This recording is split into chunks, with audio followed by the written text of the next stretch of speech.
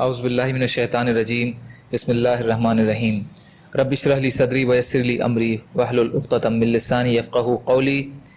حیات الصحابہ رضی اللہ عنہم، حصہ اول، دعوت کا باب۔ حضور صلی اللہ علیہ وسلم کا 2 سے زیادہ کی جماعت پر اسلام کی دعوت کو پیش کرنا۔ حضرت ابن عباس رضی اللہ تعالیٰ عنہ فرماتے ہیں، عتبہ بن ربیعہ، شیبہ بن ربیعہ اور ابو سفیان بن حرب اور بنو عبد الدار کے ایک آدمی اور بنو الاسد کے ابو البختری اور اسود بن عبد المطلب بن اسد اور جمع بن اسود اور ولید بن مغیرہ اور ابو جہل بن ہشام اور عبداللہ بن ابی امیہ اور امیہ بن خلف اور آس بن وائل اور نبی بن حجاج سہمی، منبہ بن حجاج سہمی اور لگ بھگ سب کے سب سورج ڈوبنے کے بعد کعبے کے پیچھے کی طرف جمع ہوئے اور آپس کے مشورے سے یہ بات طے کہ محمد کو آدمی بھیج کر بلاؤ صلی اللہ علیہ وسلم اور ان سے کھل کر بات کرو اور ان سے اتنا جھگڑو کہ لوگ سمجھ لیں کہ ہم نے پوری کوشش کی ہے۔ اس لیے ایک آدمی کو یہ پیغام دے کر حضور اقدس صلی اللہ علیہ وسلم کے پاس بھیجا کہ آپ کی قوم کے سردار آپ سے بات کرنے کے لیے یہاں پر جمع ہیں۔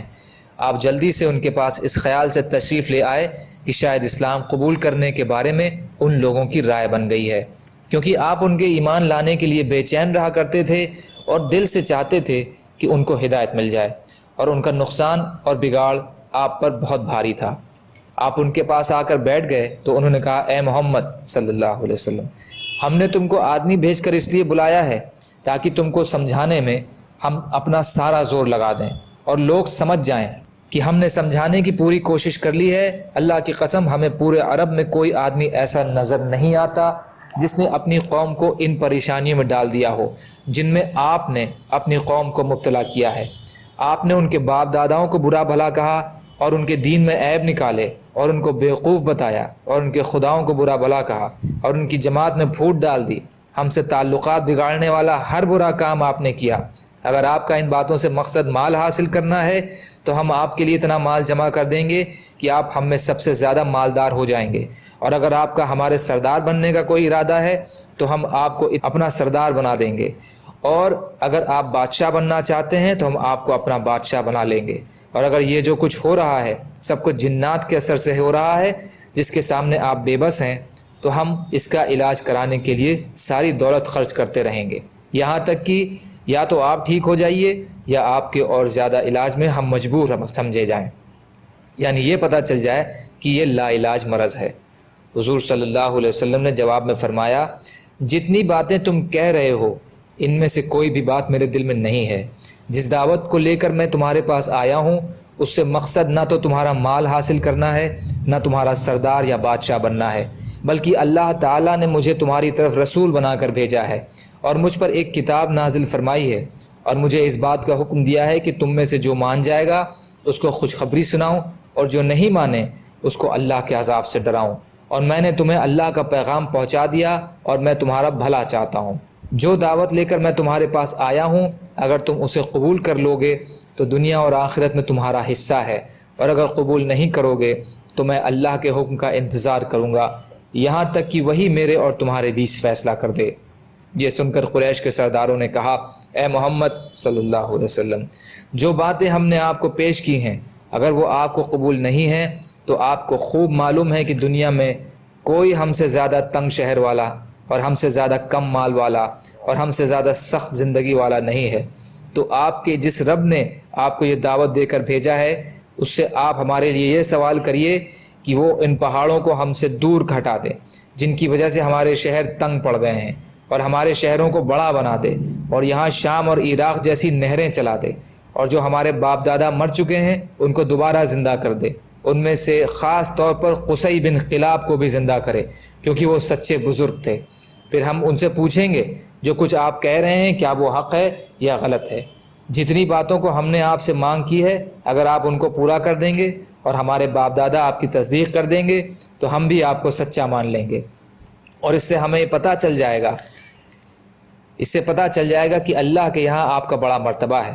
اور جیسے آپ کہہ رہے ہیں واقعی اس نے آپ کو رسول بنا کر بھیجا ہے۔ اس پر آپ نے صلی اللہ علیہ وسلم نے فرمایا، مجھے ان کاموں کے لیے نہیں بھیجا گیا ہے، اور میں تمہارے پاس وہی باتیں لے کر آتا ہوں جن کو دے کر اللہ نے مجھ کو بھیجا ہے، اور جو کچھ مجھے دے کر تمہاری طرف بھیجا گیا ہے وہ سب میں تمہیں پہنچا چکا ہوں۔ اگر تم انہیں مان لو گے تو دنیا اور آخرت میں خوش قسمتی ملے گی، اور اگر تم قبول نہیں کرو گے تو میں اللہ کے حکم کا انتظار کروں گا یہاں تک کہ وہی میرے اور تمہارے بیچ فیصلہ کرے۔ اس پر ان سرداروں نے کہا اگر آپ ہمارے لیے یہ باتیں کرنے کو تیار نہیں ہیں تو کم سے کم اپنے لیے اتنا تو کرو کہ اپنے رب سے یہ کہو کہ وہ ایک فرشتہ بھیج دے جو آپ کی باتوں کی تصدیق کرے اور آپ کی طرف سے ہم کو جواب دیا کرے، اور اپنے رب سے یہ کہیے کہ وہ آپ کے لیے باغات اور خزانے اور سونے اور چاندی کے محلات بنا دے، جس کی وجہ سے آپ کو ان باتوں کی تکلیف نہ اٹھانی پڑے جن کو ہم دیکھ رہے ہیں کہ آپ کو بازاروں میں جا کر ہماری طرف روزی تلاش کرنی پڑتی ہے۔ اگر آپ کا رب ایسا کر دے گا تو اس سے ہمیں پتہ چل جائے گا کہ آپ کا اپنے رب کے یہاں بڑا درجہ ہے، اور آج جیسے آپ کہہ رہے ہیں واقعی آپ اس کے رسول ہیں۔ آپ صلی اللہ علیہ وسلم نے فرمایا نہ میں یہ کروں گا اور نہ ہی اپنے رب سے یہ مانگوں گا، اور نہ ہی اس کام کے لیے مجھے تمہارے پاس بھیجا گیا ہے۔ اللہ نے تو مجھے خوشخبری سنانے والا اور ڈرانے والا بنا کر بھیجا ہے۔ جو باتیں میں تمہارے پاس لایا ہوں اگر تم ان کو قبول کر لو گے تو دنیا اور آخرت میں تمہارا حصہ ہے، اور اگر قبول نہیں کرو گے تو میں اللہ کے حکم کا انتظار کروں گا یہاں تک کہ وہی میرے اور تمہارے بیچ فیصلہ کر دے۔ اس پر ان سرداروں نے کہا آپ ہم پر آسمان گرا دیجئے، جیسے کہ آپ کہنا ہے کہ اگر آپ کا رب چاہے تو وہ ایسا کر سکتا ہے، کیونکہ جب تک آپ ایسا نہیں کریں گے ہم ہرگز آپ کو سچا نہیں مانیں گے۔ ان سے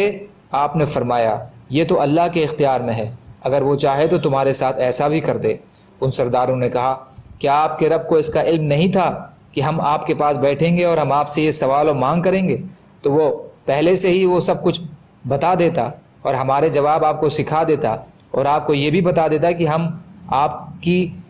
لائی ہوئی باتوں پر یقین نہیں کریں گے تو وہ ہمارے ساتھ کیا معاملہ کرے گا۔ ہمیں یہ تو خبر پہنچی ہے کہ آپ کو یہ سب یمامہ کا ایک آدمی سکھاتا ہے جسے رحمان کہا جاتا ہے۔ اللہ کی قسم ہم ہرگز رحمان پر ایمان نہیں لائیں گے، اور اے محمد صلی اللہ علیہ وسلم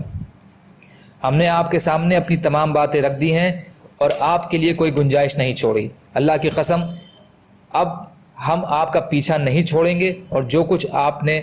ہمارے ساتھ کیا ہے ہم اس کا بدلہ لے کر رہیں گے، یہاں تک کہ یا تو ہم آپ کو ختم کر دیں یا آپ ہمیں ختم کر دیں۔ ان میں سے ایک بولا ہم فرشتوں کو عبادت کرتے ہیں جو کہ اللہ کی بیٹیاں ہیں نعوذ باللہ، اور دوسرے نے کہا ہم آپ کو اس وقت سچا مانیں گے جب آپ ہمارے سامنے اللہ اور فرشتوں کو نعوذ باللہ لا کر کھڑا کر دیں گے۔ جب وہ یہ باتیں کرنے لگے تو حضور صلی اللہ علیہ وسلم وہاں سے کھڑے ہو گئے، اور آپ کے ساتھ آپ کی پھوپھی عاتقہ بنت عبد المطلب کا بیٹا عبداللہ بن ابی امیہ بن مغیرہ بن عبداللہ بن عمر بن مخزوم بھی کھڑا ہو گیا، اور اس نے آپ سے کہا کہ اے محمد صلی اللہ علیہ وسلم آپ کی قوم نے آپ کے سامنے مال اور سرداری اور بادشاہی کی پیشکش کی، لیکن آپ نے ان سب کو ٹھکرا دیا۔ پھر انہوں نے اپنے فائدے کے کچھ کام آپ سے کروانے چاہے تاکہ ان کو اس کاموں کے ذریعے اللہ کے یہاں آپ کا درجہ پتہ چل جائے، لیکن آپ نے وہ بھی نہیں کیا۔ پھر انہوں نے آپ سے یہ مانگ کی کہ ان کے جس عذاب سے ڈراتے ہیں وہ عذاب جلدی لے آئیے۔ اللہ کی قسم میں آپ پر تب ایمان لے آؤں گا جب آپ آسمان پر سیڑھی لگا کر اس پر چڑھنے لگ جائیں، اور میں آپ کو دیکھتا رہوں یہاں تک کہ آپ آسمان تک پہنچ جائیں اور وہاں سے اپنے ساتھ کھلی ہوئی کتاب لے کر اتریں، اور آپ کے ساتھ 4 فرشتے بھی ہوں جو اس بات کی گواہی دیں کہ آپ ویسے ہی ہیں جیسا آپ کا دعویٰ ہے۔ اللہ کی قسم آپ اگر اس طرح کر بھی دیں تو بھی میرا خیال یہی ہے کہ پھر بھی میں آپ کو سچا نہیں مانوں گا۔ یہ کہہ کر وہ حضور صلی اللہ علیہ وسلم کے پاس سے چلا گیا، اور حضور صلی اللہ علیہ وسلم وہاں سے اپنے گھر تشریف لے آئے۔ اور 2 باتوں کی وجہ سے آپ کو بڑا غم اور افسوس تھا۔ ایک تو یہ کہ آپ ان کے بلانے پر جس چیز کی امید لگا کر گئے تھے وہ پوری نہیں ہوئی، اور دوسرا یہ کہ آپ نے دیکھا کہ آپ سے دور ہوتے جا رہے ہیں۔ ابن کثیر حصہ 3 پیج نمبر 62، بدایہ حصہ 3 پیج نمبر 50۔ سبحان اللہ و بحمدہ، سبحانک اللہم و بحمدک، اشہد ان لا الہ الا انت، استغفرک و اتوب الیک۔ سبحان ربک رب العزۃ عما یصفون وسلام علی المرسلین والحمد للہ رب العالمین، برحمتک یا ارحم الراحمین، لا الہ الا اللہ محمد الرسول اللہ۔